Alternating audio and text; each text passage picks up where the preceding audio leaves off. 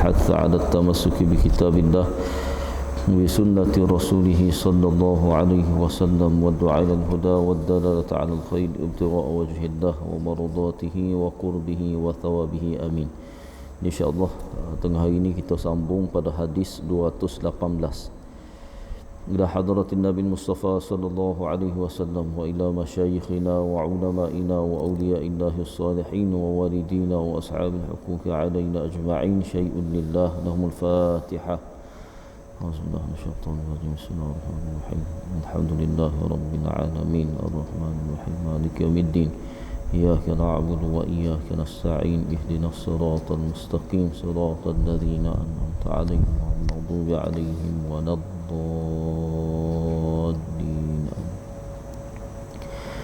Hadis yang ke-218 dari Jabir bin Samurah radhiyallahu anhu, dia berkata, sami'tu Rasulullah sallallahu alaihi wasallam, aku mendengar Rasulullah sallallahu alaihi wasallam yauma jumu'atin, pada hari Jumaat, ashiyata rujim al-aslami, pada hari Jumaat pada petang direjam al-aslami. Al-aslami ini salah seorang sahabat Nabi sallallahu alaihi wasallam yang mana nama dia Ma'iz al-Aslami. Dia ni berzina, kemudian dia menyesal, kemudian selepas tu dia bertemu dengan Rasulullah sallallahu alaihi wasallam menyatakan bahawa dia berzina. Kali pertama Rasulullah berpaling, seolah-olah Rasulullah tak dengar riwayat gapo. Kali kedua Rasulullah berpaling juga. Kali ketiga, kali empat, sampailah kali kelima dia datang, kerana pada masa tu jika perbuatan maksiat seseorang itu tidak diketahui, maka cukup dia bertaubat dengan Allah Subhanahu Wa Taala. Tak ada orang tahu dia buat maksiat, tak ada orang tahu, maka cukup dia bertaubat kepada Allah Subhanahu Wa Taala. Moga-moga Allah ampunkan, Allah terima taubat dia, Allah ampunkan dosa dia. Jadi di akhirat tidak dibalas. Tetapi kerana keimanan yang masih lagi ada pada Ma'iz al-Aslami ini, dia rasa menyesal setelah dia berzina. Dia bertemu Rasulullah kali kelima, barulah Rasulullah tanya Rasulullah sosok, betul ke kamu berzina sekian dengan makna memang betul-betul, bukan sekadar kata setuh saja ke cium saja ke tidak, mana betul-betul dia berzina. Kemudian selepas direjam, adalah dua orang sahabat lain ia seolah-olah menghina, merendahkan Ma'iz ni setelah direjam, sampailah direjam sampai mati. Kemudian satu ketika Rasulullah senyap, Rasulullah tak ayat gapo lagi pada sesudah direjam, dan juga ada sahabat ia merendahkan, menghina Ma'iz al-Aslami ni. Kemudian satu ketika Rasulullah berjalan, bertemu dengan bangkai himar yang telah mati. Kemudian Rasulullah panggil, mana orang sikit-sikit, mari sini. Kemudian Rasulullah panggil, Rasulullah kata, sila makan himar ini. Jadi dua orang sahabat ni yang menghina Ma'iz tu, yang telah direjam tu, dia kata, bagaimana nak makan bangkai ni? Kemudian Nabi kata, perbuatan kamu menghina, merendahkan Zaid al-Aslami yang direjam, sedangkan dia sangat-sangat menyesal, dia bertaubat kepada Allah, sanggup dia terima hukuman atas muka dunia ni untuk dia bebas di akhirat. Kamu menghina tu lebih teruk daripada dia, lebih teruk daripada dia. Kemudian Rasulullah kata, sesungguhnya Ma'iz tu sekarang ni dia sedang berenang-renang di sungai di dalam syurga. Tu nak kata orang yang mana Allah Ta'ala terima taubat dia, sangat-sangat menyesal di kalangan sahabat, Allah Ta'ala terima taubat dia tu, dia lebih baik di sisi Allah Ta'ala pun kita tak tahu. Sebab tu walaupun orang tu buat maksiat, tapi kita tak tahu di sisi Allah. Mungkin dia bertaubat, mungkin dia menyesal, dia tu lebih mungkin di sisi Allah dia lebih baik daripada kita. Kita ni sekadar kita tengok, ambil pengajaran, bukan nak kata hina orang yang dihukum atau tidak. Kerana akhir dia tu kita tak tahu adakah dia lebih baik daripada kita ataupun tidak. Jadi pada masa ketika petang hari Jumaat, ketika mana telah direjam al-Aslami ni, Ma'iz al-Aslami, yaqulu, Rasulullah SAW bersabda, la yazaluddin, sentiasa agama itu qaiman ni berdiri, dengan mana urusan agama ni sampailah kepada hatta taqumas sa'ah, sampailah kiamat. Dengan makna urusan agama ni akan terus berterusan, ada masa agama Islam tu duduk bawah, ada masa duduk atas, ada masa Islam tu kuat, ada masa zaman pemerintahan Islam tu kuat, ada masa zaman lemah. Macam kita ni zaman lemah. Zaman penuh zaman Islam tu menguasai dunia. Menguasai 2/3 dunia. Penuh zaman-zaman Islam tu kuat. Jadi kok mana pun Nabi kata agama ini akan berterusan, urusan agama ni akan berterusan sampailah kiamat. Dengan makna Islam akan tersebar, Islam masih lagi ada sampailah kiamat. Tidak akan Islam itu padam, tidak akan Islam tu terhapus. Au yakuna alaikum, ataupun Nabi kata au yakuna alaikum ithna, sampailah agama ini berterusan sampailah 12 khalifatan, 12 orang khalifah. 12 orang khalifah dengan 12 orang pengganti Nabi sallallahu alaihi wasallam sebagai khalifah, kulluhum min Quraisy. Semua 12 orang ni daripada Quraisy. Dengan makna khalifah-khalifah yang diiktiraf oleh Nabi sallallahu alaihi wasallam. Di antaranya kalau kata bangsa Quraisy ni pemimpin daripada bangsa Quraisy, di antaranya Saidina Abu Bakar, kemudian Saidina Umar, kemudian Saidina Uthman, kemudian Saidina Ali, kemudian anak kepada Saidina Ali, Saidina Hasan, 5 orang. Kemudian boleh kita kata Saidina Khalifah Umar bin Abdul Aziz, itu yang ke-6. Kemudian siapa lagi? Yang terakhir iaitu daripada keturunan Quraisy, iaitu Imam Mahdi, sebagai pemimpin, sebagai pemerintah, sebagai penguasa. Jadi ada 7 orang ni, ada lagi 5 orang ni.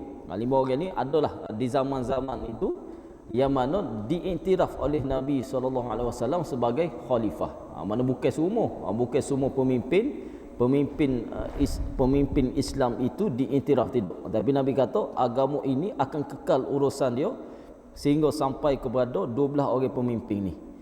Tapi golongan Syiah juga kadang-kadang dia ambil hadis ni dengan makna pemimpin daripada kalangan yang diangkat oleh mereka. Kita tidak. Kita ahli sunnah wal jamaah tidak lagu tu. Kerana kita menerima Sayyidina Abu Bakar, kita menerima Sayyidina Umar, kita menerima Sayyidina Uthman, bukan semata-mata Sayyidina Ali. Kulluhum min Quraisy. Jadi Rasulullah kata 12 orang pemimpin itu daripada Quraisy. Wa sami'tuhu yaqulu, dan aku mendengar. Jadi Jabir ni kata aku mendengar Rasulullah SAW bersabda, Usaibatu minal muslimin, ada segolongan kecil daripada umat Islam ini, yaftatihunal baital abyad, akan membuka rumah putih. Rumah putih ni Baita Kisra, iaitu rumah Kisra, pemimpin Parsi pada zaman itu, iaitu pada zaman Sayyidina Umar. Berlaku pada zaman Sayyidina Umar, Parsi dikuasai oleh umat Islam, ditawan, dibuka oleh umat Islam. Au ala Kisra, ataupun keluarga Kisra, dengan mana harta-harta didapat ditakluk oleh umat Islam pada masa Sayyidina Umar. Dan pada masa Sayyidina Umar, gelang Raja Kisra, Raja Parsi pada ketika tu, gelang, 2 gelang Raja Kisra, Raja Parsi diberikan kepada Suraqah bin Malik, yang ketika mana Suraqah ni Nabi nak berhijrah, Suraqah cari Nabi, kejar Nabi, sempat dengan Nabi SAW. Kemudian unta dia jatuh 2-3 kali. Sekali dia buat perjanjian dengan Nabi, dia tak seroyak Nabi berhijrah. Dia bertemu dengan Nabi, dia tak seroyak. Kemudian Nabi SAW janjikan kepada Suraqah, iaitu 2 gelang emas, gelang tangan Raja Kisra, Raja Parsi. 16 tahun selepas tu, pada zaman Sayyidina Umar, bila mana dibuka, ditawan, dijatuhkan kerajaan Kisra, kemudian gelang itu benar-benar diserahkan oleh Sayyidina Umar kepada Suraqah atas perjanjian dia dengan Nabi SAW. Akhir sekali Suraqah menangis, kerana teringat kepada Nabi, teringat peristiwa yang dia berlaku dengan Nabi SAW, dan dia terima 2 gelang tu. Akhir sekali dia sedekahkan balik gelang itu kepada Baitul Mal. Dengan mana dia tak ambil, dia ambil sebagai hadiah untuk dia. Akhir sekali dia sedekahkan balik kepada Baitul Mal menjadi harta umat Islam. Itu kisah. Kemudian hadis yang 219 daripada Jabir bin Samurah juga radhiyallahu anhu, Rasulullah sallallahu alaihi wasallam bersabda, la yazalu dinu qaiman, sentiasa agama itu berterusan, hatta yakuna 12 khalifah, sehinggalah kepada 12 orang khalifah min Quraisy, daripada keturunan Quraisy, Quraisy ni datuk Nabi SAW yang ke-10. Keturunan daripada datuk Nabi yang ke-10 iaitu Fihr bin Malik. Jadi keturunan daripada Fihr itu adalah keturunan Quraisy, termasuk keturunan Nabi SAW juga semua itu daripada Quraisy. Thumma yakhruju kadzabun, kemudian Nabi kata akan keluar 30 yakhruju kadzabun, pendusta-pendusta baina yadayis saah, sebelum berlakunya kiamat. Dengan mana sebelum kiamat, daripada zaman Nabi sampailah kiamat, akan ada pendusta-pendusta, iaitu orang-orang yang mengaku sebagai nabi, mengaku sebagai rasul. Thumma takhruju isabatu minal muslimin fayastakhrijuna kanzal abyad, dan ada segolongan daripada umat Islam yang akan membuka harta gedung rumah putih, gedung rumah putih bagi Kisra, iaitu Parsi wa ali Kisra, dan juga dinasti Kisra, iaitu keluarga Kisra tu. Ini berlaku pada zaman Sayyidina Umar. Hadis yang ke-220 daripada Abu Hurairah radhiyallahu anhu, anna Nabi sallallahu alaihi wasallam qala, sungguh Nabi sallallahu alaihi wasallam bersabda, sami'tum bi madinatin. Nabi tanya, adakah kamu pernah dengar satu bandar, janibum minha fil bardi, satu bahagian bandar itu berada pada daratan, wa janibum minha fil bahri, dan satu bahagian bandar itu berada pada laut. Qalu na'am, jadi sahabat kata ya. Kalau tengok mana bandar yang mana bandar itu diterbahagi kepada dua, ada bandar yang berada di darat, ada bandar yang berada di laut, dengan makna di pulau-pulau di laut. Iaitu bandar mana ni? Kalau tengok pada hari ini tepat ni iaitu pada Itali. Itali, bandar kota yang terkenal dengan kota-kota ia di tepi-tepi sungai, di tepi-tepi laut. Kota-kota yang terkenal dengan pulau dia apa semua, terkenal dengan mana bandar-bandar dia tu sama ada di darat dan juga di laut, dan terkenal, dia sangat-sangat terkenal sebagai pelabuhan. Kemudian sahabat kata ya, kami tahu bandar tu. Jadi hot ni lah yang satu ketika ia akan menjadi pusat pusat orang-orang kafir. Orang kafir pusat dia di Eropah. Pusat dia di Eropah. Qalu na'am, jadi sahabat kata ya. Na'am ya Rasulullah. Qala la taqumu sa'ah, tidak akan berlaku kiamat hatta yaghzuha, sehingga akan menyerang bandar itu 70,000 min Bani Ishaq, 70,000 daripada Bani Ishaq, daripada anak cucu keturunan Ishaq, iaitu Nabi Yaqub. 70,000 orang tentera akan menyerang bandar itu. Ni bila berlaku peperangan ni? Ni peperangan akhir zaman, berlaku pada zaman Imam Mahdi sebelum kedatangan Dajjal. Bila mana Imam Mahdi datang, kemudian akan berlaku peperangan demi peperangan di antara umat Islam dan juga orang-orang kafir. Jadi akan menyerang bandar itu, bandar Eropah tu, 70,000 daripada Bani Ishaq. Bani Ishaq ni mana anak cucu keturunan Nabi Ishaq. Di antaranya Nabi Ishaq ni dia ada anak nama Yaqub. Anak Yaqub keturunan daripada Nabi Yaqub, iaitu Nabi Yaqub itu Bani Israel. Bani Israel, Ishaq bin Yaqub bin Ibrahim. Jadi anak keturunan daripada Nabi Yaqub itu adalah keturunan Bani Israel. Tapi ada anak lain. Nabi Yaqub dia ada anak lain. Jadi hak ni Nabi Ishaq ada anak lain yang adik-beradik dengan Yaqub. Adik-beradik dengan Yaqub. Nama dia Aish. Ada daripada anak kepada Nabi Ishaq. Kalau anak Nabi Ishaq nama Yaqub, itu anak daripada Bani Israel adalah anak-anak kepada Nabi Yaqub. Tapi hak ni keturunan adik-beradik kepada Nabi Yaqub. Jadi kemudian fa idza ja'uha, apabila tentera daripada keturunan Nabi Ishaq ni, adik-beradik kepada Nabi Yaqub, datang kepada bandar tu, nazalu, mereka akan turun ke bandar tu. Falam yuqatilu bisilah, tapi mereka tidak berperang menggunakan senjata. Senjata bawa tapi masuk tu dengan makna tidaklah kata menumpuhkan darah. Walam yarmu bisahmin, mereka tidak memanah. Biasa orang perang ni memang bawa dah senjata, tapi mereka pergi tu tidak dengan cara menumpuhkan darah. Mereka berkata qalu la ilaha illallah wallahu akbar. Ni di antara karamah yang Allah Taala beri pada masa tu, mereka tentera ni sebut la ilaha illallah wallahu akbar, fayasqutu ahadu janibaiha, maka runtuhlah sebahagian daripada bandar itu. Runtuh sebahagian daripada bandar, salah satu maknanya sama ada bandar di laut ataupun bandar di darat. Qala Thawb, kemudian berkata Thawb, orang yang meriwayatkan hadis ni, la a'lamuhu illa qala alladhi fil bahr. Jadi Saud berkata, aku tak tahu kecuali yang Nabi sebut, ada dia teringat Nabi sebut, iaitu bandar di laut. Thumma yaqulu saniyah, kemudian golongan tentera ni akan berkata la ilaha illallah wallahu akbar, fayasqutu janibuhal akhar, runtuh sebahagian lagi, iaitu di darat. Thumma yaqulu thalithah, kemudian tentera ni berkata kali yang ketiga la ilaha illallah wallahu akbar, fayufarraju lahum, kemudian dibuka untuk jalan mereka ni masuk ke bandar tu. Fayadkhuluha fayanamu, bila masuk menang, mendapat harta rampasan. Bila mendapat harta rampasan tu, fabainama hum yaqtasimunal maghanim, ketika mana mereka ni nak membahagi harta perang, mereka ni di bawah pemerintahan kekuasaan Imam Mahdi pada masa tu. Idh ja'ahum sarikh, ketika tu datanglah seruan, faqala, seruan yang berkata innad dajjal qad kharaj, dajjal telah keluar pada masa tu. Dengan makna ini berlaku sebelum keluarnya dajjal, iaitu pada masa Imam Mahdi, peperangan di akhir zaman.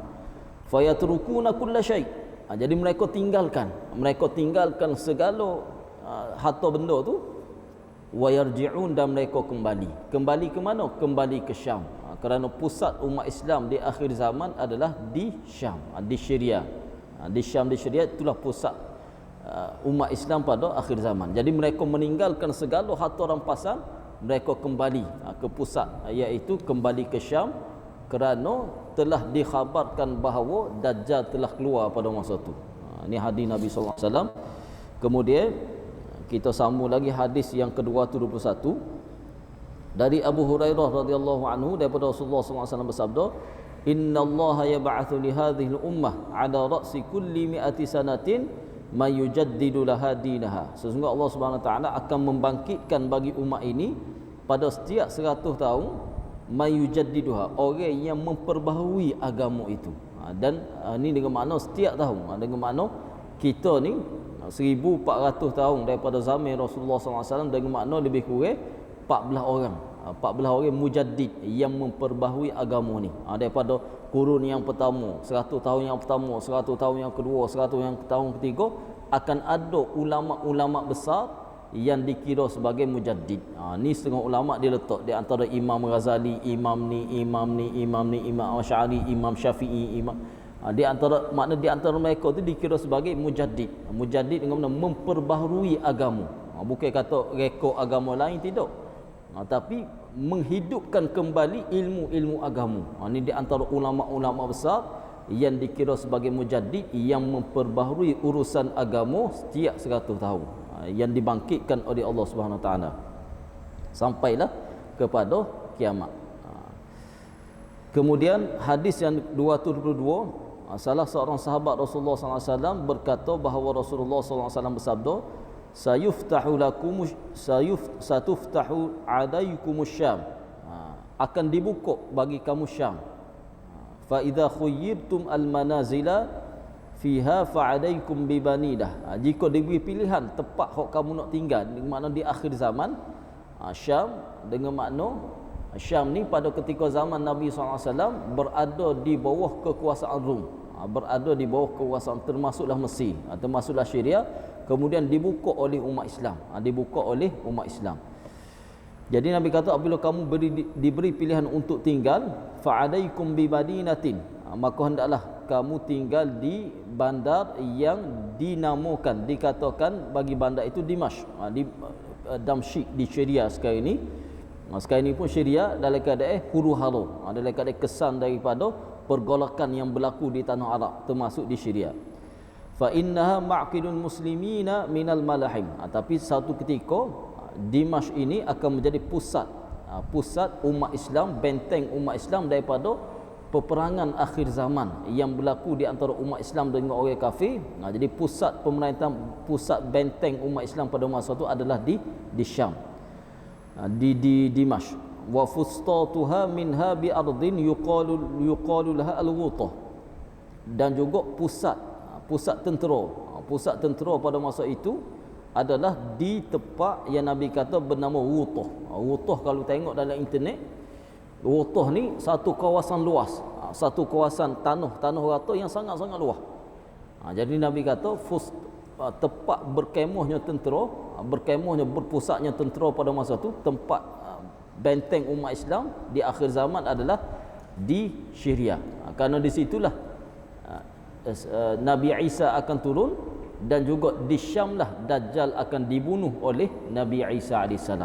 Dan juga peperangan di antara umat Islam juga berlaku di Syam, di antara umat Islam dan juga orang-orang kafir. Jadi pusat benteng umat Islam di Dimashq, di Damsyik, dan juga pusat tentera pada masa itu, tentera umat Islam pada masa itu di tempat yang dekat dengan Dimashq dan beliau Ghutah. Hadis yang 223 daripada Abu Darda berkata bahawa Rasulullah SAW bersabda, inna fustatal muslimin yaumal malhamah. Pusat ketenteraan umat Islam, berkemahnya umat Islam pada peperangan besar yang berlaku di akhir zaman, bil Ghutah. Nabi siap sebut lagi nama tempat tu, bil Ghutah, ila janibi madinatin yuqalu laha Dimashq, yang berdekatan dengan Damsyik, Dimashq di Syria sekarang ini, pusat ibu kota Syria sekarang ini, min khairi madaini Syam. Dan juga Nabi kata itu adalah di antara negeri-negeri, tempat-tempat yang terbaik di Syam. Kerana di Syam ni terdapatnya, di Palestin itu terdapatnya Baitul Maqdis, dan juga di Syam itu, di Syria, menjadi tempat-tempat peristiwa akhir zaman yang akan berlaku. Hadis yang 224 daripada Abu Hurairah berkata bahawa Rasulullah SAW bersabda, idza waqa'atil malahim, apabila berlaku peperangan, dengan makna peperangan akhir zaman, kharaja ba'thun minal mawali min Dimashq, akan muncul satu pasukan daripada mawali dengan makna orang-orang yang ditawan, orang-orang yang kena duduk jara, ditawan, min Dimashq, di Damsyik, dengan makna asalnya mereka itu dimasukkan ke dalam penjara, mungkin kerana pemerintahan jahat sebelum tu memenjarakan orang-orang ni. Kemudian Nabi kata hum akramul arabi farasa, mereka lah tentera berkuda yang terbaik, wa ajwaduhu silaha, dan tentera dengan senjata yang terbaik, yu'ayyidullahu bihimuddin, Allah Ta'ala akan menguatkan agama dengan mereka. Dengan makna peperangan akhir zaman ada golongan yang mana mereka itu dipenjarakan sebelum tu, kemudian mereka dibebaskan. Mungkin pemerintahan yang jahat, pemerintahan yang zalim memenjarakan mereka, kemudian mereka dibebaskan, mereka menjadi pejuang-pejuang, tentera-tentera umat Islam yang terbaik pada masa itu. Kemudian kita masuk kepada bab yang ke-6, hadis-hadis tentang tanda-tanda besar, tanda-tanda kiamat, tanda-tanda besar bagi kiamat. Hadis yang 225 daripada Huzaifah bin Asid Al-Ghifari radhiyallahu anhu berkata, ittala'an Nabi sallallahu alaihi wasallam alaina, satu ketika Nabi datang kepada kami, wa nahnu natadzakar, dan kami duk buah, kami duk bincang. Faqala ma tadzakarun, Nabi pun tanya, duk buah gapo? Qalu nadhkuru sa'ah, kami duk buah pasal kiamat. Qala, kemudian Nabi kata, innaha lan taquma, kiamat itu tidak akan berlaku hatta tarawna qablaha 10 ayat, sehingga kamu tengok 10 tanda-tanda besar.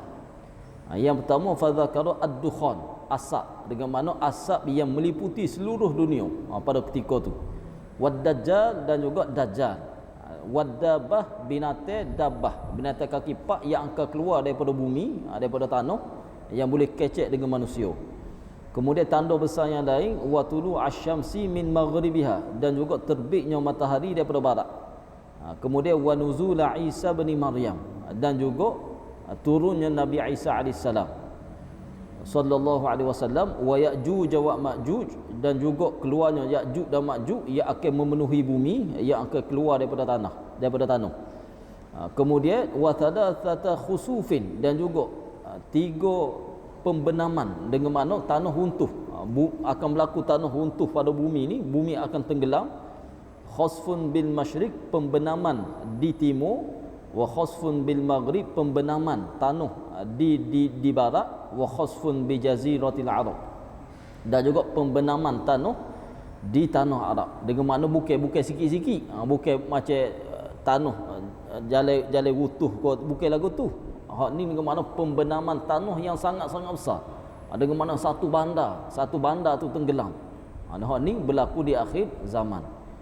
Wa akhiru dzalika, dan akhir sekali Nabi kata narun, api yang akan keluar daripada Yaman, tatrudun nasa ila mahsyarihim, api itu akan menyebabkan manusia itu lari sehingga kepada tempat mereka berkumpul.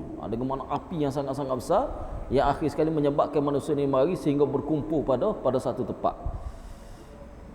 Itu di antara tanda-tanda besar kiamat. Kemudian hadis yang 226, kana Nabi sallallahu alaihi wasallam fi ghurfatin wa nahnu asfala minhu. Pada satu ketika Nabi sallallahu berada dalam bilik, kemudian kami berada dekat dengan Rasulullah, dengan mana di luar bilik kami berada dekat. Fattala'a ilaina, kemudian Nabi datang kepada kami, kemudian Nabi tanya, faqala ma tadhkurun, apa yang kamu duk buat? Lebih kurang sama, lebih kurang macam tadi. Qulna as-sa'ah, jadi para sahabat ni berkata, kami duk buat pasal kiamat. Qala, Nabi kata, inna sa'ata la takunu, kiamat tidak akan berlaku hatta takuna 10 ayat, sehingga berlaku 10 tanda, dengan mana tanda-tanda yang besar. Kadang-kadang susunan itu dia bukan susung, Nabi sebut bukan susung ikut masa, tidak. Tapi susunan itu dia tidak mengikut masa.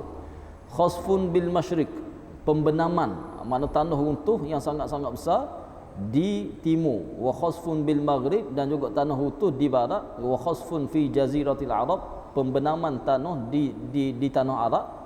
Wad dukhan, asap dukhan. Wad dajjal wadabatul ard, dabah binatang kaki 4 yang akan keluar daripada tanah. Wa ya'juj wa ma'juj, ya'juj dan ma'juj. Wa tulu asyamsi min maghribiha, keluarnya matahari daripada barat.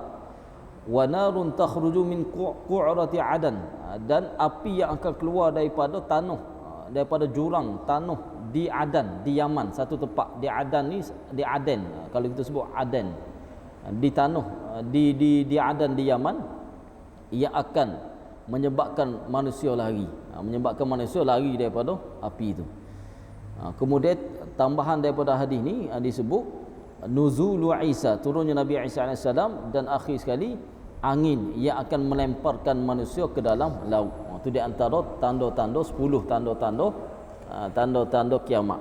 Tapi yang terdekat, tanda-tanda kecil yang terdekat, iaitu dengan munculnya Imam Mahdi. Itu tanda kecil yang terakhir. Tanda kecil yang terakhir nak masuk pada tanda besar selepas Imam Mahdi, iaitu turunnya Nabi Isa AS. Itu yang pertama. Kemudian seterusnya selepas turun Nabi Isa, keluarnya Dajjal. Habis keluar Dajjal, keluar Ya'juj Ma'juj.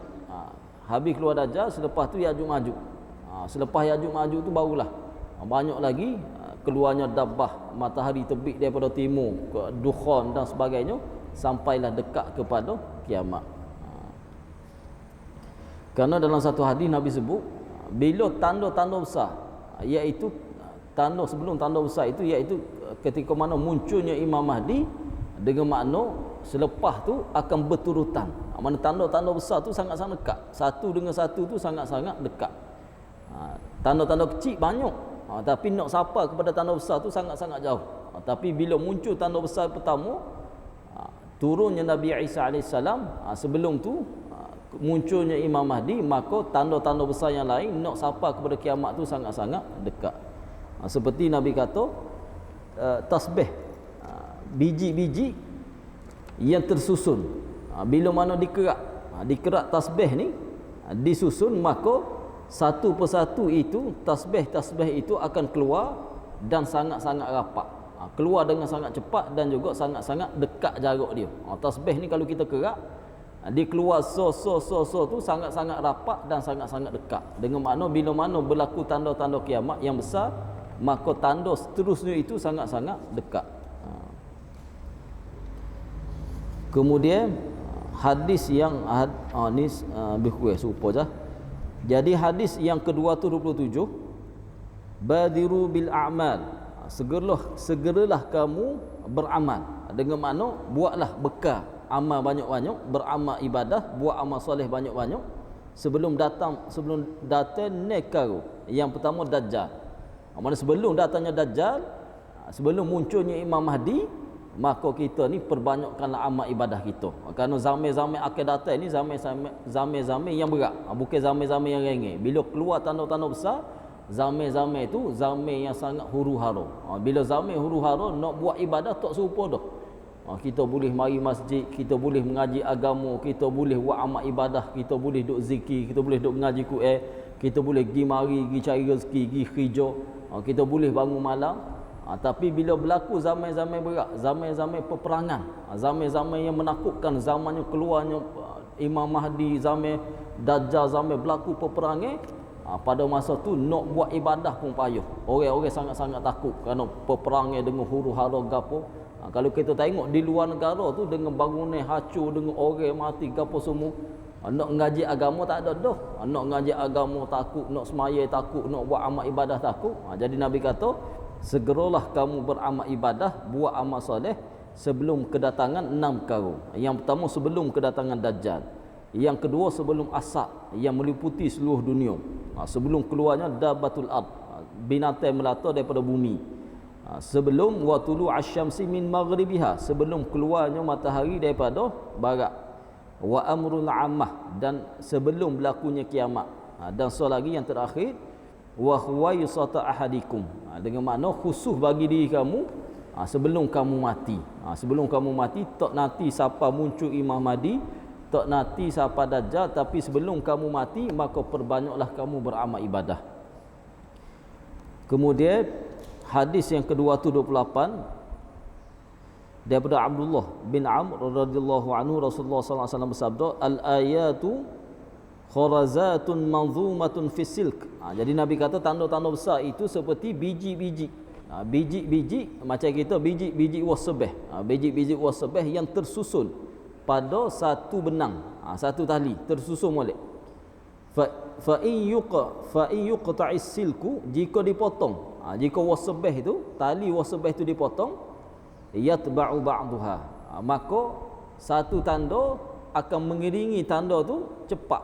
Maknanya dia akan keluar tu daripada cepat. Kalau tanda-tanda kecil ni banyak dan juga berpanjangi.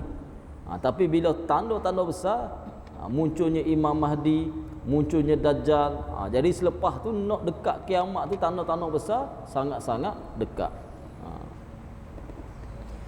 Kemudian hadis yang 229, khurujul ayati ba'daha ala ba'din, keluarnya tanda-tanda besar itu sebahagian dengan sebahagian, dengan mana berturutan di antara satu-satu, yatataba'unna kama tatataba'ul kharaz, seperti mana berturutan, seperti mana berturutan manik-manik. Manik-manik wasbah ni berturutan, dia akan keluar bila dipotong, dia akan keluar satu-satu berturutan macam itu. Dengan mana dekat sangat di antara satu tanda besar dengan satu tanda besar.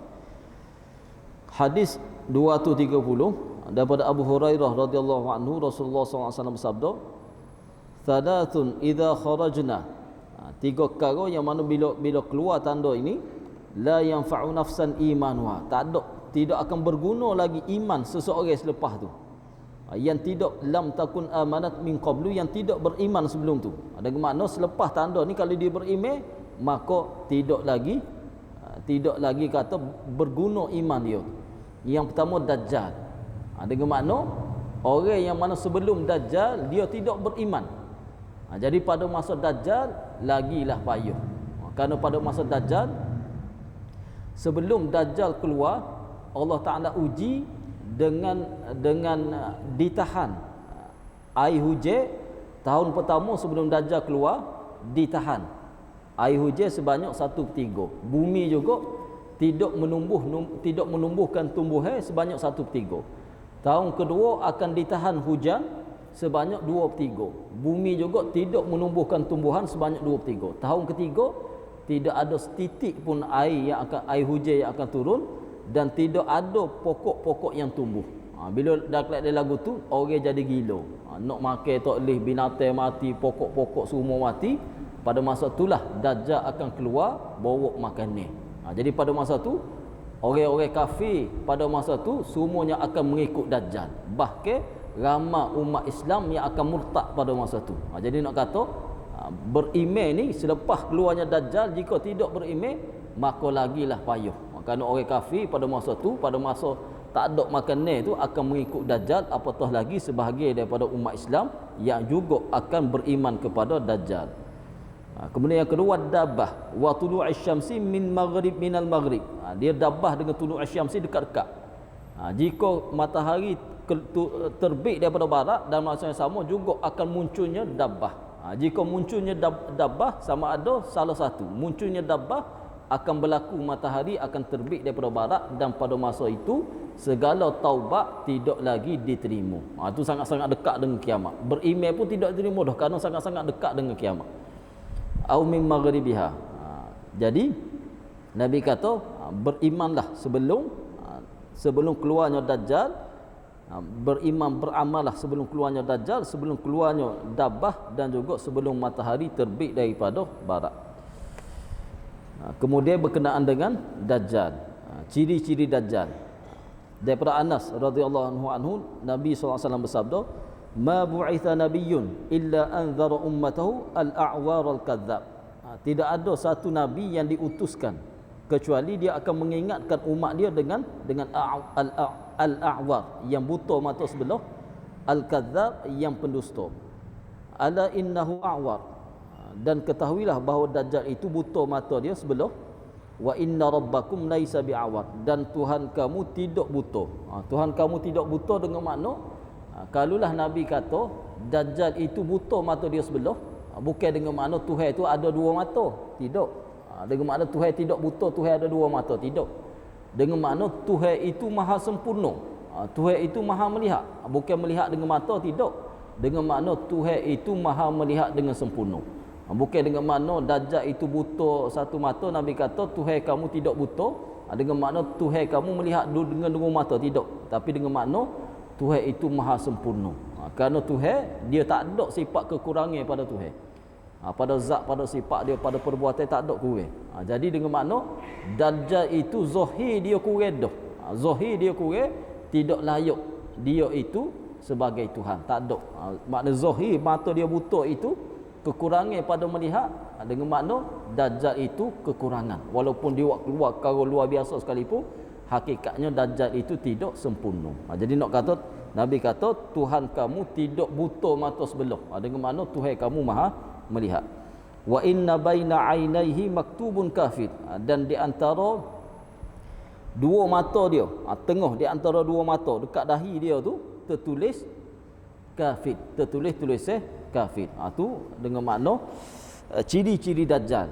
Dan banyak lagi disebut berkenaan dengan ciri-ciri Dajjal. InsyaAllah kita sambung minggu depan. Kita sambung minggu depan. Wallahu ta'ala alam. Kita baca doa sikit. A'udzubillahi minasyaitonir rajim. Bismillahirrahmanirrahim. Alhamdulillahi rabbil alamin, wa sallallahu tabaraka wa ta'ala ala sayyidina wa maulana Muhammadin wa ala alihi wa sahbihi ajma'in.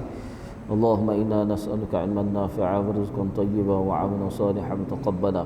Rabbana atina fid dunya hasanah fil akhirati hasanah wa qina 'adzaban nar. Wa sallallahu ala sayyidina Muhammadin wa ala alihi wa sahbihi wa sallam. Walhamdulillahi rabbil alamin.